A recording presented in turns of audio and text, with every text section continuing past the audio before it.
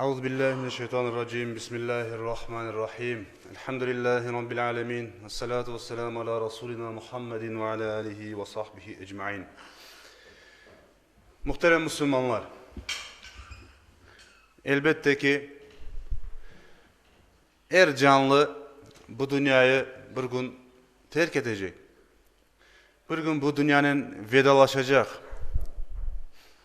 Hiç kimse bu dünyada ebedi kalmayacak. İstesen dünyanın en zengini ol, istesen dünyanın en güçlüsü ol, istesen malın, mülkün dünyalar kadar olsun. Ama bu Allah Teala'nın bir kanunudur. Allah Teala Kur'an-ı Kerim'de ayetkanı gibi Bismillahirrahmanirrahim. Kullu nefsin zâikatul mevt thumma ileyna turcaun. Yani her bir nefes, her bir insan ölümün dadını alacaktır diye. Ve bizge kaytıp geleceksiniz. Onun için bizler kesin kez biliyik ki hepsimiz bir gün bu dünyadan göçecekmiz. Öyleyse biz Müslüman olarak ne yapmak gerekir? Allah Teala her birimizin ölümümüzü belli bir sebeplerge bağladı. Mesela bir adam olsa, annesi var ya da hastaydı mı deyip sorarlar insanlar. Anne oldu, nasıl öldü diye. Niçin? Çünkü bu sebeplerge bağlanan Allah Teala. Yani kaza oldu diye, arabanın kaza yapıp öldü diye. Birisi diye işte ikinci kattan yıkılıp öldü. Birisi diye yüreği tuttu, birisi diye daha başka bir şey oldu. Ve İnsanlar diye anlay. Yani böyle sebeplerinin Allah Teala sebepke bağlagan bu şey. Ama bu her vakit böyle olmaz. Sapasağlam adam, hiçbir hastalığı yok, hiçbir derdi yok, yapyaş, güçlü. Yolda yürügende o dakikası Allah Teala istedi. Eceli geldi, insan vefat etişi mümkün. Nesi var? Bir şey yok idi. Hiçbir şeyden şikayet etmedi. Böyle de olmak mümkün.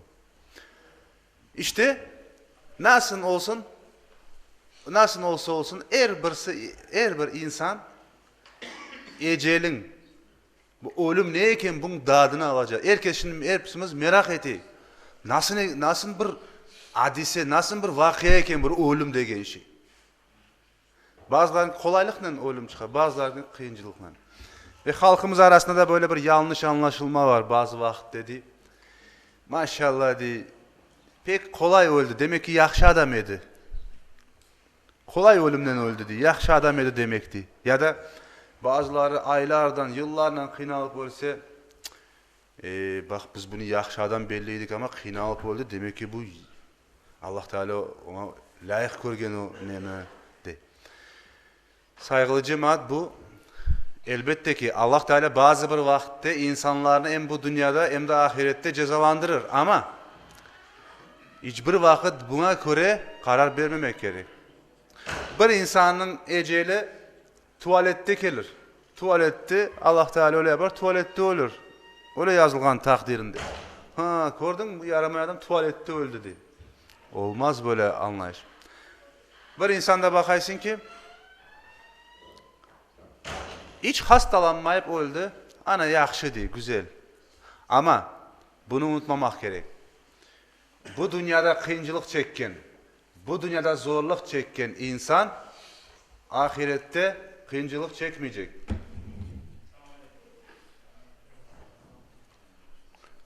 Bu sebepten saygılı cemaat, hiçbir vakit insanların bu dünyada nasıl öldü, kıynalıp mı, kolaylıkla mı öldü? Buna göre bizler karar vermemek gerek.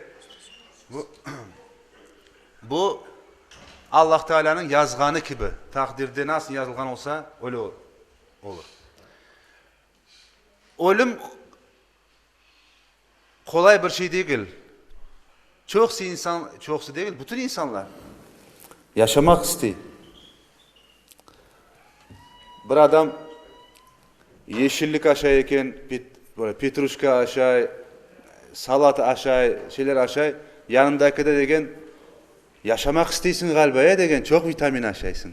Yaşamak isteysin, ömür tatlı şey.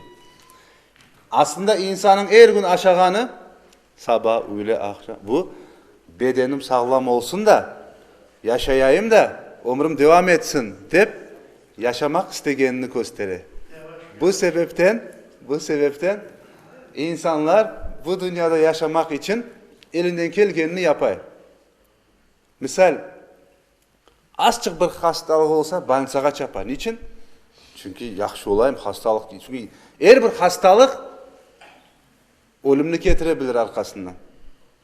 Kolay bir hastalık geçirdim, o ölümge alıp barmaz degen bir anlayış olmamak gerek. Adam ufacık bir tumağı oldu burnu, ufacık bir grip hastalığı oldu. Bu bile neticede insanı ölümge alıp barmak mümkün. Onun için bir Müslüman her bir hastalıkını böyle düşünmek gerek. Ben ölmeyip yaxşı oldum, tirildim. Allah Teala bana bir fırsat daha verdi demek. Ölgen son, ya Rabbi bir fırsat daha verseydin deyip yalvarganın nesi bu işte. Bak demek ki ölmedim, bir fırsat daha verdi. Haydi bu fırsatını kullanayım. Evet, bu düşüngen insan için, şuurlu insan için, dünyanı ve ahiretini, geleceğini düşüngen insan için. Bizim geleceğimiz tek bu dünyanın sınırlı değil. Bazı insanlar değil, geleceğimizi düşüneyik. Geleceğimiz nedir? Mana bala çağını evlendirmek, mana evimizni kurmak, mana araba almak, mana şunu yapmak, bunu yapmak. Geleceği bu dünyalık şeylerle sınırlı tutar. Ama geleceğimiz degen şey, öbür dünyada var. Bir Müslümanın geleceği tek bu dünya değil. Esas gelecek öbür dünya. Onun için eğer birimiz bir gün bu dünyayı terk edeceğimiz için bizler de her daim birilerini ozgarıyıq. Birilerini ozgarıyıq bu dünyadan, ebedi dünyaya. Bu dünya fani. Kullu men aleyha fan ve yabqa vechhu rabbike zul celali vel ikram de buyuruyor Allah Teala. Bu dünyanın üstünde her şey fanidir. Tek Allah Teala baki, kalıcıdır. Onun için Allah'ın yaratkan her şey fanidir. Bu sebepten bizler de ölgen, vefat etken insanlara karşı, onlara nispeten vazifelerimiz var. İslamiyet'te insanın hürmeti tek hayatta değil, tek yaşayışta değil. İnsana hürmet o insan vefat etken son da devam ete. Ama bu hürmet 2 metrelik mıramırını baş taş koymak anlaşılmay. Yani bir insan ayda yılda bir kere varıp anasının babasının kabrine bir Fatiha uç İhlas okumaz, dua etmez ama bir bakaysın ki kabristanda en böyle pahalı, en böyle dülber demeyeceğim çünkü o dülberlik sayılmaz. En böyle kıymetli paraya alıngan neden baş taş koygan ve öz hürmetini böyle ifade ete, böyle anlatır. Aslında bu hürmet sayılmaz. Hürmet evet öyle insanlar da var evet. Şimdi demek ki ana babaga ve umumen müminlerge hürmet dünyalık şeylerinden değil. Sevgi ne ister? Ona hürmet etmemizni, onun iyiliğini, onun geleceğinin yaxşı olganını istemek demek. Bu da ona dua etmek. Elbette kimseni zorlamayı, herkes özünün vazifesini yapmak gerek, anlatmak ama herkesin özünün aklı fikri var. Bize düşken anlatmak. Bu sebepten hürmet ölümden sonra devam eder. Bizler de Müslüman kardeşlerimizle nispeten vefat etken, onlara hürmet etmek gerek ve bazı vazifelerimiz var. Bir vakit gelecek, bizlerge de o vazifeni yapacaklar. Ve bu devam ete. Daim Adem peygamberden başlayıp kıyamet devam edecek. Allah Teala öyle kurgan ki bunu herkesinin kabristanda birisi var. Oğlu var, anası, babası, emcesi, dayısı. Hiçbir insan gösterip olamazsınız kabirde mezarda yatkan kimsesi yok deyip. Kimsesi olmagan bir insanın Adem babası var. Kabirde yatkan. Adem peygamber hepsimizin babası. İşte ölümden korkan insan. Bu tabiidir bu. Herkes ölümden sakına ne yapar? Aslında bir mümin için, bir Müslüman için ölüm korkulacak bir şey değil. Ölümden sonra hesabım berip olurum mu eken, bu esas korku olmak gerek. Allah Teala menden sorsa men ne dep cevap veririm eken? Men ölümge hazırım mı eken? Yani hesapka hazırım mı eken de bundan insan korkmak gerek. Ölümün ozu herkes kesin kes bile ölüm. O yok olacak. Nasıl ki bu dünyada yok edi, var oldu. Ananın karnından bu dünyaya geldi. Kendi de bu dünyanı terk edecek. Ama nenem ketecek o bu dünyaya? Allah Teala'ya ne gösterecek? Bundan insan bunu düşünmek gerek. İşte Allah Teala Kur'an-ı Kerim'de buyuruyor ki bir ayette. Sizin kaçkanınız ölüm mutlaka sizni bir gün tutacak diye. Bakın siz kaçkanınız, biz ölümden insan kaça. Yani kaça degende böyle sokaka çıkıp kaça manası değil. Ölmege istemiyor ama o bir gün sizni tutacak diye. Sonra Allah Teala'ya kaytarılacaksınız. Bakın kaytarılacaksınız. Çünkü biz Allah'tan geldik. Allah'a kaytarılacaksınız diye. O nasıl Allah? Gayipni de bile, görüngenini de, görünmegeni de bile, görüngenini de bile. Gelecekini de bile, geçmişini de bile. O size yapkanlarınızdan haber verecek. Anna. 10 yıl evvelsi bu günü, bu saatte ne yapkanımızın çoğusumuzun aklımızda yok. 10 yıl evvelsi bu gün, bu cuma, bu saatte neredeydik, ne yaptık? Aklımızda yok. Eğer yazmagan olsa bile de ne. Ama kaydetildi bu hepsi. Silinmeyecek kalemle kaydetildi. Ve bu gösterilecek. Ya faydamızga ya zararımızga. Onun için biz kaytarılacakmız. O bir Allah Teala'ya, o bir alemi. Ve elbette ki insan bazı vakitte, bazı insanlar böyle başına belalar, musibetler, kıyıncılıklar, zorluklar kere o kadar zorlanan ki insan yaşamak istemiyor. Böyle vakitler de olur. Ya ölsem de kurtulsaydım diye. Ya da Allah benim canımı almadı da ben de kurtulmadım diye böyle bazı vakitte böyle dinge ters gelen laflar. Yani ölümünü isteyin. Peygamberimiz sallallahu aleyhi ve sellem diyor ki sizden biriniz hiçbir vakit hiçbiriniz ölümünü istemesin. Bakın. Ya Rabbi ölmek isteyeyim deyip ölümünü istemesin. Çünkü eğer o güzel insan ise, yaxşılık yapkan güzel insan ise yaşayıp iyiliklerini arttırması fırsatı var ona. Yaşayıp iyiliklerini, sevaplarını arttırma fırsatı. Eğer yaramay insan ise tövbe etme fırsatı var. Allah Teala ona tövbe etme fırsatı verir. Yani yaşayıp tövbe etme fırsatı verir. Onun için sizden hiç kimse ölümünü, ya ben ölmek isteyeyim, yok olmak isteyeyim deyip de ölümünü istemesin diye buyuruyor Peygamberimiz sallallahu aleyhi ve sellem. Biz bilemiz ki Müslüman üstünde 5 hakkı vardır. Selam bergende selam almak. Bir Müslüman Esselamu aleyküm dedi mi? Bir Müslüman boyunlu borcudur ona cevap vermek. Ve aleyküm selam ve rahmetullahi ve berekatuhu deyip ya da ve aleyküm selam deyip cevap vermeye, selamını almaya boyunlu borcu. Selam bergende almak. İkincisi hastalanganda ziyaret etmek. Nasıl hastalık olsa olsun. Görünmedi mi? Rahatsız olganı eşittiniz mi? Ziyaret etmek, varmak. Elinden gelgenini yapmak. Ya küçünen, ya manevi, duanen ya da maddi küçünen, paranen yardım etmek. Cenazesine varmak. Vefat etse cenazesine varmak. Bizlerini misafirlikке çağırsa, eğer bizim daha evvel mühim bir işimiz yok olsa, bir yerge söz vermegen olsa, vaktimiz olsa, onun misafirliğine varmak ve aksırsa, elhamdülillah dese ona yarhamukallah demek. Bu 5 tane vazifesi var. Müslümanların Müslümanlarga nispeten. İşte bugün bunlardan bir tanesi olan bu cenazesine barmak, burada hastalansa ziyaretine barmak. Bu akta. Laf işletecekmiz. Lafımız, sohbetimiz devam ediyor. Peygamberimiz sallallahu aleyhi ve sellem bir hadisinde böyle dedi. Allah Teala kıyamet gününde böyle aytacak. Ey Adem oğlu. Burada hepimiz Adem oğlu. Men Adem oğlu değilim dep aytalmaz kimse.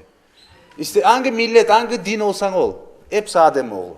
Bakın nasıl güzel bir sözle Allah Teala bütün insanlarını kapsap bizlerge sesleniyor. Ey Adem oğlu. Men hastalandım, beni ziyaret etmedin. Allah Teala aytacak. Allah Allah, Allah nasıl hastalanır dep insan aklına gelir. İşte o kul da o yerde aytacak. Ya Rabbi, ben seni nasıl ziyaret ederim? Sen alemlerinin Rabbisin. Allah Teala da aytacak ki, ey Adem oğlu, sen falanca kulum hastalandı, onu ziyaret etmedin. Onu ziyaret etseydin, beni onun yanında görürdün. Bakın, o hastalanan kulunu ziyaret etmek, işte Allah'ın yanında, Allah'a yakın olmak demek. Sonra aytacak Allah Teala, ey Adem oğlu, ben aç oldum, beni doyurmadın. Ya Rabbi, beni sen nasıl doyururum? Sen aşamağa içmeye muhtaç değilsin ya Rabbi. Eğer sen benim aç kulumu doyursaydın, beni o yerde bulurdun, onun yanında bulurdun. Ey Adem oğlu, ben senden yardım istedim, sen yardım etmedin. Ya Rabbi, sen yardımga muhtaç değilsin. Her şeyden, noksanlıklardan uzaksın. Her şeyin çok bereketli, her şeyin öz niyeti. Benim muhtaç, fakir kulumu ziyaret etip ona verseydin, beni onun yanında bulurdun. Dep Allah Teala bizlerge seslenecek. Onun için bizler daima hasta, işte bu hadiste gördüğünüz gibi hasta müminlerini, Müslümanlarını ziyaret edip onlara yardımcı olmak gerek. Peygamberimiz sallallahu aleyhi ve sellem her zaman hastalarını ziyaret edip onlara dua edip bizlerge de dua öğretti. Nasıl onlara dua etmek. Son ikinci bir vazifesi Müslümanın cenazesinin arkasından gitmek. Bakın, ölgen insanların arkasından vazifelerimiz dedik. Endi hastalanmadan başlay. Hastalanganda ziyaret etmek, ondan sonra cenazesine barmak.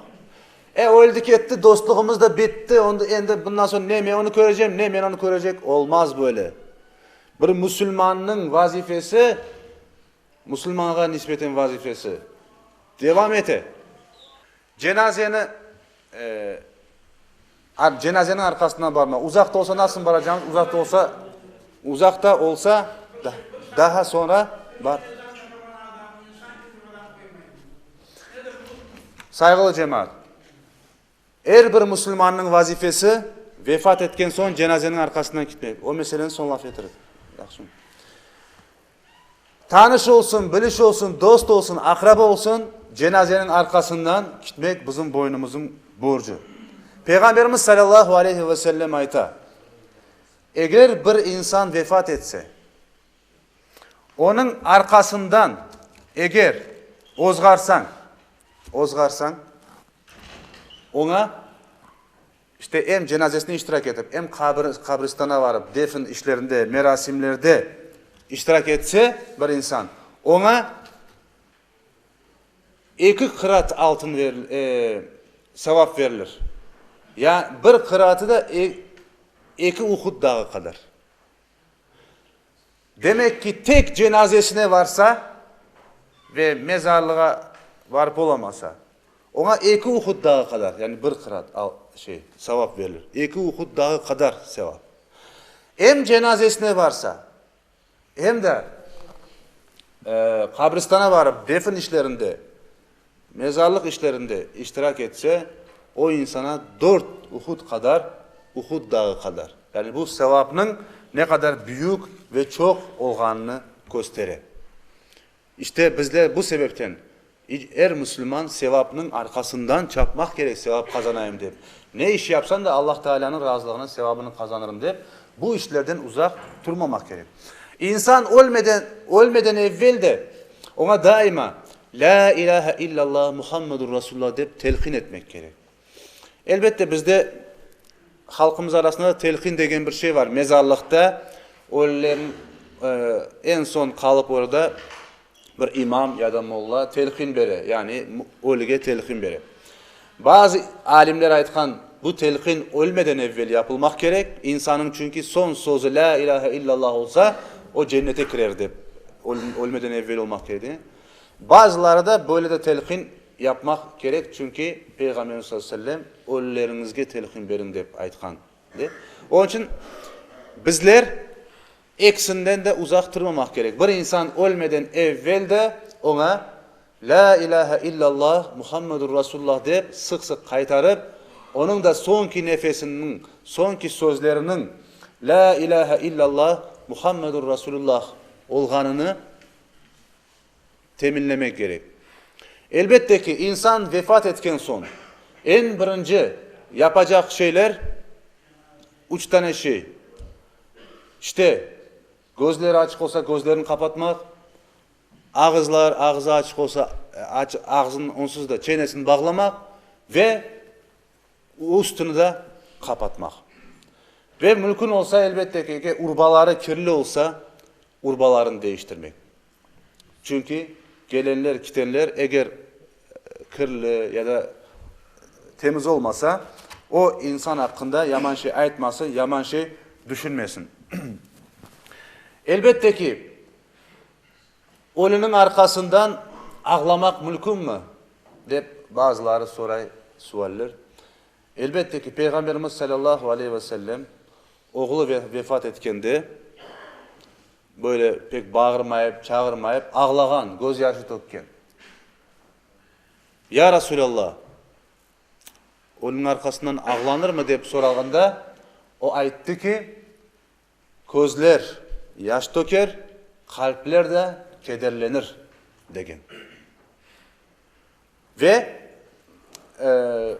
bu da saygılı cemaat bakın.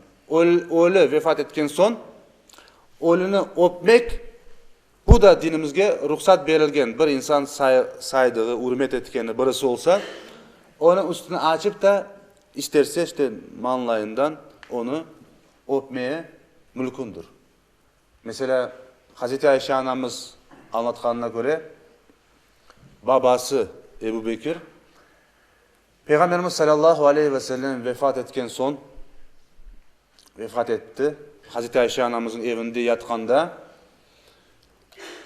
Ebu Bekir radıyallahu anh gelip Peygamberimiz sallallahu aleyhi ve sellem'in üstündeki o örtünü açıp Peygamberimiz sallallahu aleyhi ve sellem'in iki kozunun arasını öpken. Ve ya Resulallah sen en kıyın şeyden geçtin deyip ona seslengen. Yani ölümden geçtin ya Resulallah. Sen o günde hiçbir kıyıncılık kalmadı degen. En kıyın şeyden geçtin deyip Ebu Bekir Peygamberimizge sallallahu aleyhi ve sellem'ge böyle degen. Hürmetli cemaat, elbette ki insan böyle her bir cenazeyle bağlı işler aslında bizim dinimizde bu farz-ı kifayedir. Yani her bir Müslümanın eğer bir yerde yaşayan Müslümanlardan bazıları yapmasa günah her birinin üstündedir. Mesela cenaze işlerinde cenazeni yumak, cenaze namazı kılmak ve defnetmek. Bunlar hepsi bizim dinimizde farz-ı kifayedir. Hanefi mezhebinde. Onun için bir cenaze vefat etse o cenazeni yuvacak mutlaka adam olmak gerek. Eğer o yerde yuvacak adamlar olmasa, kimse yumasa günahlar hepsinin üstündedir. Ama bir iki kişi çıksa yumağa günah hepsinden kete. Ama sevabını onu yapan adamlar ala. Yani yuğan adam. Sonra kefenlemek işi o da farz-ı kifayedir. Hiçbir urbasını üstünde bırakmayıp 3 parça bezge sarmak, bu da kefenlemek, bu da farz-ı kifayedir. Ondan sonra cenaze namazı. Cenaze namazı kılmak da Müslümanların üstüne farz-ı kifayedir. Bakın, cenaze namazında mesela bu bir duadır. Onun için Hanefi mezhebinde cenaze namazında Fatiha okunmaz. Çünkü Hanefi mezhebine göre cenaze namazı 5 vakit namaz gibi rukulu, secdeli namaz değil. Cenaze namazı duadır. Onun için Hanefi mezhebinde Fatiha okunmaz, cenaze duaları okunur. Peygamber sallallahu aleyhi ve sellem'in öğretken duaları. O dualarda ne ayetiler bakın. Ve biz de öyle her daim dua etip o ölü için sonki vazifemiz yapmak gerek. Allahumma gfir li hayyina. Ey Allah'ım, yaşaganlarını bağışla. Ve meyyitina, ölülerini bağışla. Ve şahidina, bu yerde olganlarını bağışla. Ve gaibina, bu yerde olmaganlarını bağışla. Ve zekerina, erkeklerini bağışla. Ve unfana, kadınlarını bağışla. Ve sagirina ve kebirina, büyüklerini bağışla ve küçüklerini bağışla. Allahümme men ahyaytehu minna, ey Allah'ım, kimge hayat, yaşayış, ömür bergen olsan biz içimizden, fa ahyihi alel İslam, onlarga İslam boyunca yaşamaya nasip eyle. Ve men tevaffaytehu minna, kimlerde vefat etken olsa, fa tevaffahu alel iman, onlar da imanla vefat etsin. Dep dua etemiz. Son ne ayetiler? Ve hussa hazel meyyite, hususen bu mevta, o günümüzdeki yatkan bu mevta, bir ruhi ve rahati vel mağfireti ve ridvan. Allah'ım onu rahatlat, onu bağışla, onu razılıkla karşıla, ondan razı ol. Allahümme in kâne muhsinan, ey Allah'ım, eğer o yakşı insan ise, eğer o yakşı, güzel, Müslümanca yaşayan, temiz insan, senin sevdiğin yakşı insan olsa, fazid fi ihsanihi, onun sevaplarını arttır, çok artır. Ve in kana musian, eğer o yaman insan olsa, günahkar, fasık, din imandan uzakça, ağızdan Müslüman ise, fatecavaz anhu, onun günahlarını sil ya Rabbi. Ve laqqihil emne vel büşra vel keramete vel zulfa. Ya Rabbi onu güzel haberlerle müjdele. Onu cennetle müjdele. Yani güzel haberler ver ona. Öyle karşıla onu deyip dua etemiz.